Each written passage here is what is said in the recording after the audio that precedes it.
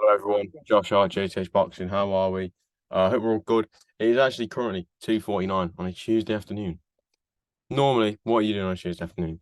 Well, you're either working, you're at college, or you're at school, or you're doing whatever you do. Um, but we actually had a bit of boxing. It was a very good bit of boxing, wasn't it? Before I talk about boxing, I want to quickly say thank you to Mr. Jamie Moore for sending me out his book. He didn't have to do that, there was no need to do it, but he sent me a copy, um, signed it for me, left a nice little message on the inside. Um, so yeah, massive thank you to Jamie if he sees this. I really do appreciate it. I've started reading it. It's very good. I'm enjoying it a lot.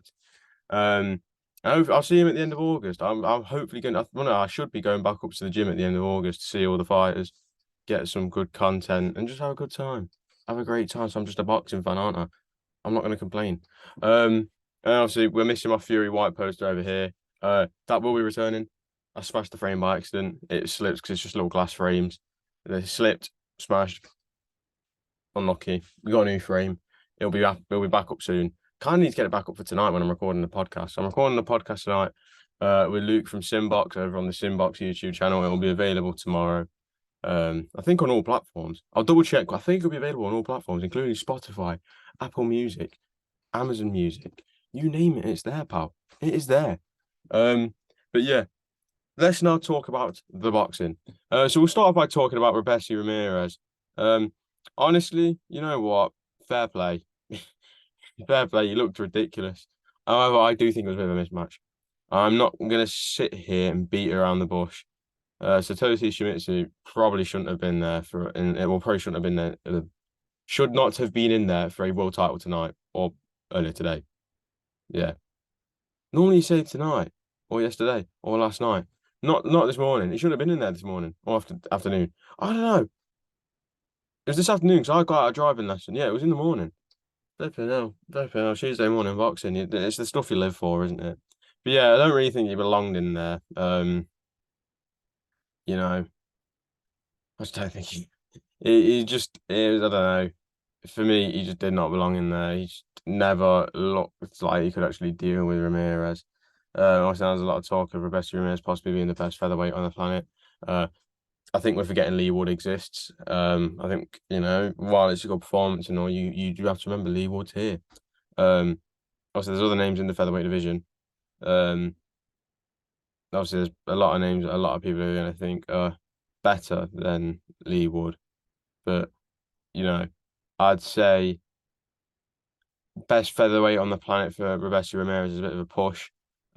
Simply is based on the fact that um, you know, it was a bit of a mismatch. It really was a fight that should not have happened. It should not have happened at all.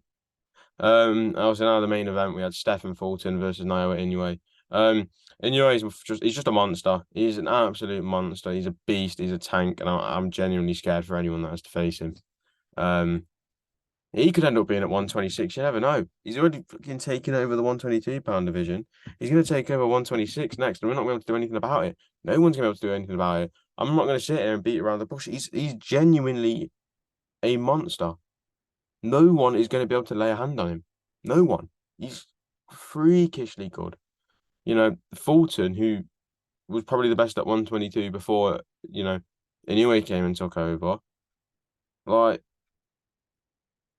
he was the best. Fulton was the best before that, but now Inoue's here, and Inoue's just absolutely battered him. Arguably, in everyone's eyes, winning every single round. Um, Obviously, the judges didn't have it that way. One judge had it five, no, 5 rounds to two, and then 6 rounds to one. I don't know which rounds they've given to Fulton because I don't think he won any rounds, to be honest, and that's in the most respectful way possible. Fulton did not win any rounds in that fight. He never really got going. His style, he was kind of waiting to counter punch like what he always does. And it wasn't going to work. You're not going to do it. You're not going to be able to counter punch a man who's stronger and faster than you. If he's stronger, you might be able to counter punch, yeah, but he's faster than you as well. Like he will end up counter punching you. Let's be serious. Um, but yeah, no, fair play. It was a really, really good show for the two fights I watched. I didn't catch any of the fights. I was in a driving lesson. And now quickly, I say quickly, not quickly. I want to talk about the robbery at the weekend. How did George Kambosos get the nod against Maxi Hughes? I'm sorry, but how? And I'm not being funny. If there was not this monster week that we've got coming up, obviously we've just had Fulton versus Inoue, and now we've got um Spence versus Crawford. But obviously the biggest fight of the weekend is obviously Ethan James versus James Moorcroft and Liam Davies versus Jason Cunningham.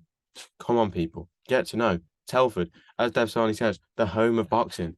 I'm there. I'm accredited for it, and I can't wait. Um, but yeah, before I get onto the brighter side, let's just get the bad stuff out of the way. Um, Something needs to be done with these judges, man, because we cannot keep having these unfair results.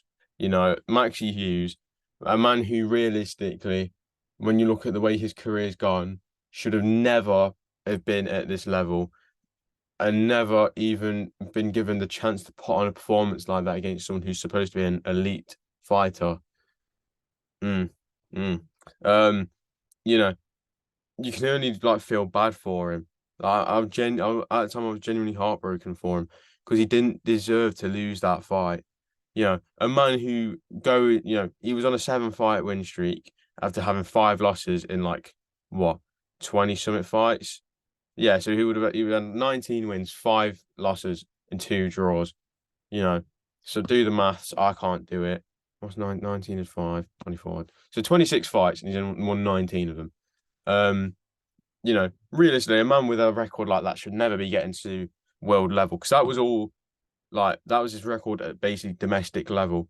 So for a man of that caliber to change his career around like that and get himself to these levels, and then not only just to get to that stage, but to box out of his skin and make George Kambosos look amateur, and then to lose the fight with one judge scoring it 117, 111 the other way. I had it 117, 111 to Maxi Hughes, as well as many, many other people on the planet did.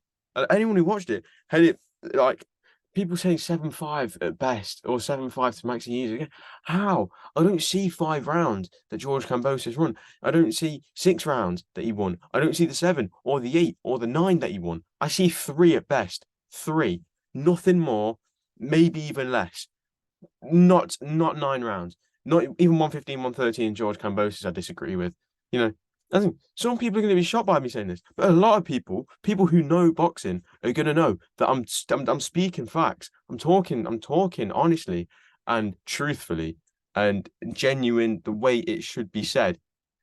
George Kambosos did not beat Maxi Hughes. And then I think the thing obviously a lot of people said, okay, yeah, don't give abuse to the fighter and stuff, but I think you've got to give the fight. You got to look at how the fighter carries himself in that way after a result like that, where deep down they know they don't. I'm sorry, you cannot sit there and tell me George Kambosos can sit there at night when he's going to sleep and telling himself that he won. If he can really sit there when there's no press around, no cameras, no nothing, he sat there with just him and his team. You cannot tell me they can sit there and say confidently that they won that fight. Because if they can, shoot me now, because they can't. They just genuinely can't, in my opinion. But Maxi Hughes, realistically, he lost the fight and he lost his IBO world title, but apart from that, he gained everything.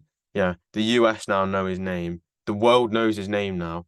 You know, this if Maxi Hughes, and I'm not saying if, when Maxi Hughes comes back, I think he can come back at this level because I think he's really proven himself. I think he's really proven everyone that he's elite.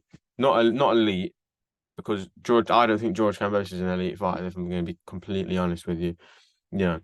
I've got respect for him. I've got like every other boxer. I've got respect for every boxer, but we've got to speak some truth at some stage, and that is George Kambosos. I don't believe is elite level. Don't get me wrong. He had the night of his life against Teofimo Lopez, and respectfully, he got the decision. Correctly, he got the decision. I just wish that justice was served when Maxi Hughes flipped the script and flipped the world on its head. You know, because Maxi is such a good lad. He's a fantastic lad. He's such a nice guy. I remember when I met him in September when he had his last fight against Kid Galahad. Again, another fight that he realistically wasn't supposed to win. This was a chance for Kid Galahad to prove himself at a new weight class, and Maxi Hughes again, just unreal. Yeah, Josh Warrington. I'm actually going to get Josh Warrington's Instagram post up now because this will just show you how like the type of man that Maxi Hughes is. And this is why I have full faith that Maxi Hughes will come back from this, and I think he'll come back better than before, way better than before as well. Where is it? Josh, or I don't even know. It's like Jay Warrington, isn't it? There we go. So you put so proud of the man in the middle, Maxi Hughes. I always waffle on about how much of an inspiration he is, and once again he took it up a level. I'm waiting around for a date since last August, living and grinding in the gym. Frustrated, he starts making moves himself, lands a massive fight with Kambosos, does more or less everything on their terms regarding venues, dates, etc.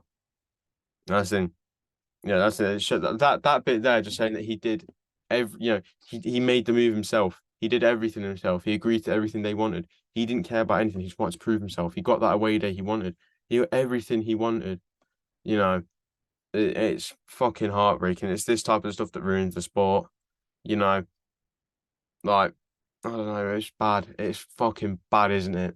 And this is the type of stuff I know I said I want to watch my language in my videos, but this type of stuff genuinely does piss me off because especially a fighter like Maxi Hughes, even after the fight, he was still able to have a nice little laugh and joke about it. And even said in his obviously he got out of the ring originally just to go walk away, but he actually got back in the ring to talk. And I said, and I still stand by this, and this is one of those opinions that I'll stand on a hill for, and I won't let anyone tell me anything else. That decision is just as bad as Jack Catterall versus Josh Taylor, because Jack Catterall should have walked out the ring that night as the new undisputed champion at 140. Maxi Hughes should have walked out the ring as a fucking mandatory for the IBF, still with his IBO world title. No, he just didn't. He'd been absolutely scammed. And that's what I was going to say. I think it's all about how fighters carry themselves in defeat. I know I've already said it, but I feel like George Kambosos, while he was respectful, I feel like some of the things he was saying was still just, to me, it sounded not he was intended to be disrespectful, but the way he spoke about Maxi Hughes, saying that he had a good couple round, I think that's outrageous. That is an outrageous thing to say. Like, listen, just say it was a very close fight, you know. Because it was. That's why it was. It was a close. Well, no, it wasn't. But the best way to say it in the way of, okay, you've been on the good end of a robbery. You've won in a fight you shouldn't have won. The best thing you can do to, not get as much stick as say, oh, it was a really close fight. It don't matter how close the fight actually was. If you can just say that, you might get a little bit of respect back. I understand that he's not going to just sit there and say, oh, I didn't deserve to win this fight. And if a man does turn around and say that after a fight, then you cannot not have respect for them. And it just pissed me off because Max Hughes deserved it, man. He deserved to win. He deserved to have everything. He deserves to be back at that level, and I'm sure he will. Moving on now towards this weekend, Spence versus Crawford. It's finally here. Finally. What a fight. It is going to be absolutely monster. This whole week now, we almost got to look at it in the way of Fulton versus Inoue was just a bit of a warm-up towards this big one. This one's going to be serious, man. Obviously, it's right after the Telford fight night. So it's going to be a long fucking night for me. Jesus. Telford for me, straight home. And then we're going to stick on Spence versus Crawford. Unless there's a little watch party in Telford. Hopefully my suggestion got passed on when I told Dev Sarni.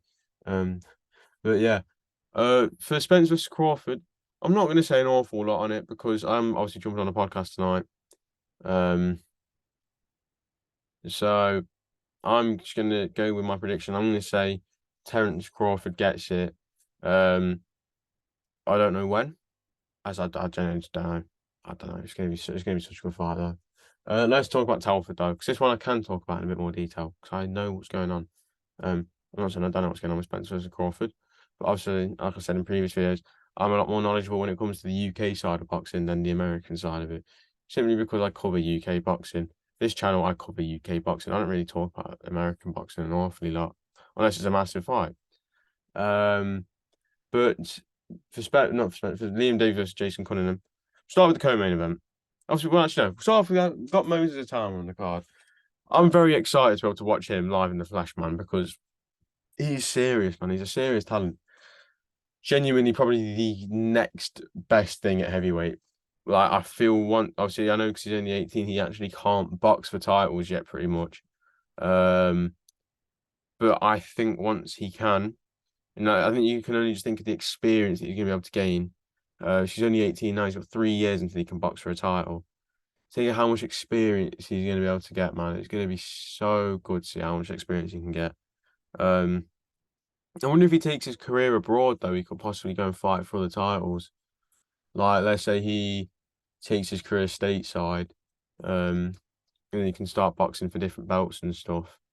Obviously, I know you can't box out any of the regional titles, but like, can he put? I don't know. This is me waffling here.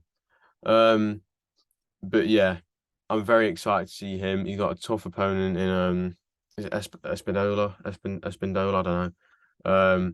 Let me get the boxer cup. But yeah, it's going to be really good to see him out again. Obviously, he was very harsh on himself after his last fight as well. Even though it was a solid performance, man. He looked sick last time out. It's good to get rounded, isn't it? So for him to say, "Oh, I was disappointed. I'm going to go out to the drawing board." It just shows how high his expectations are. And is that because of the expectations he sets himself, or the expectations due to the public? That's it. Yeah, Kevin Nicholas Espindola. Obviously he's took Fraser Clark, got him out there in 4 rounds on the Eubank Smith bill. But that was only because of a hand injury. That was obviously because he injured his hand. He went to points against Sol Dakers. So yeah, UK wise, he's fought decent fighters. He's fought obviously Sol, who's the English champion now, and Fraser Clark, who's up there now. He's definitely up there. When you look at the British heavyweight landscape. Um, but yeah. Then obviously we've got Ethan James versus James Moorcroft. Obviously, if you follow the channel regularly, you'll know Ethan James has been here a fair few times now.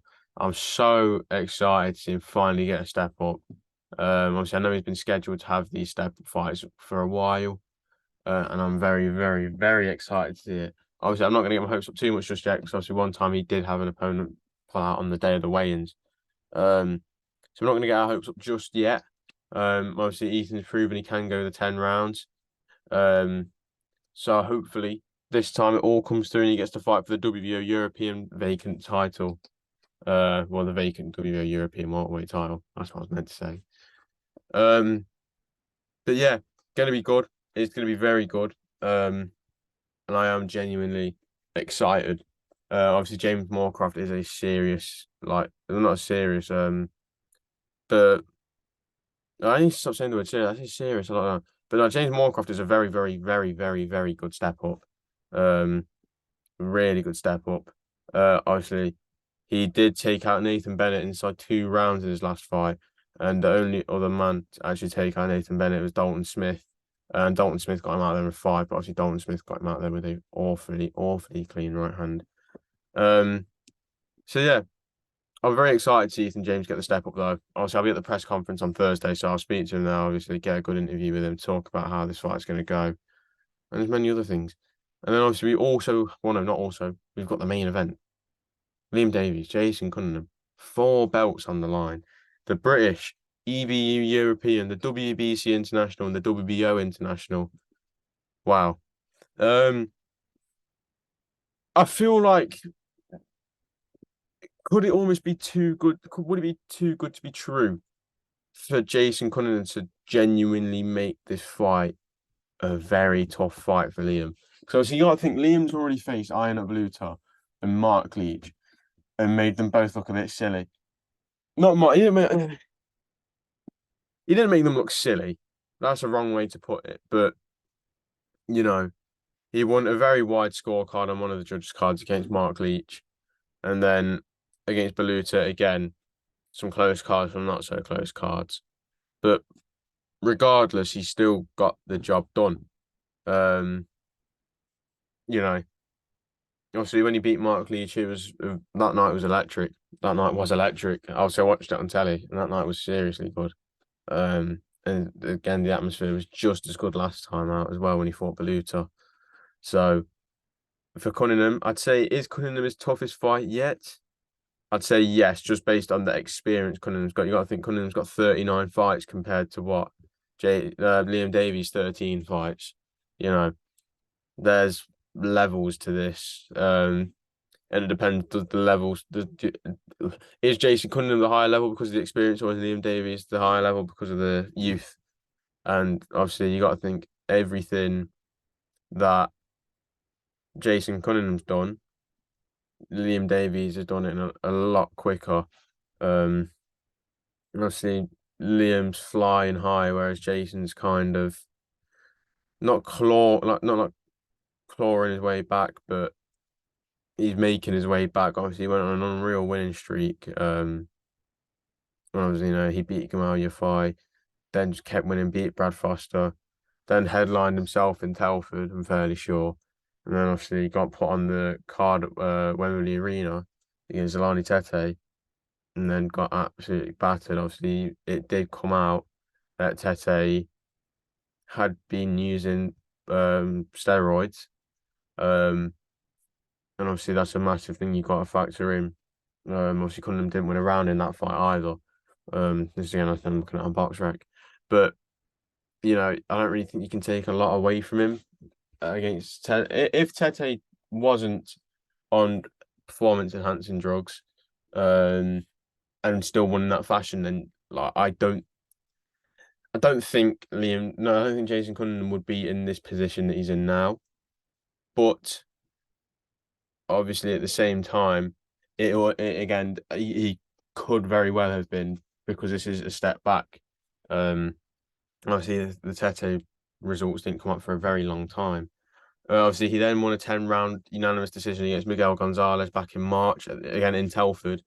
And obviously, this time he gets the headline against Liam Davies. So this is going to be really good. I'm very excited. Very, very, very excited. But that is all from me. So if you enjoyed, like, comment, subscribe, share it with anyone. I'm not going to go through the list because I waffle on when I start going through the list. And I'll see you all Thursday at the press conference for Davies versus Cunningham. We're there for the fight week. I'm going to the weigh-in. I'm going to the presser. I'm obviously going to be on fight night. And it'll be very good. It'll be very good. So I'll see you all Thursday. Bash. Goodbye, people. Have a good one.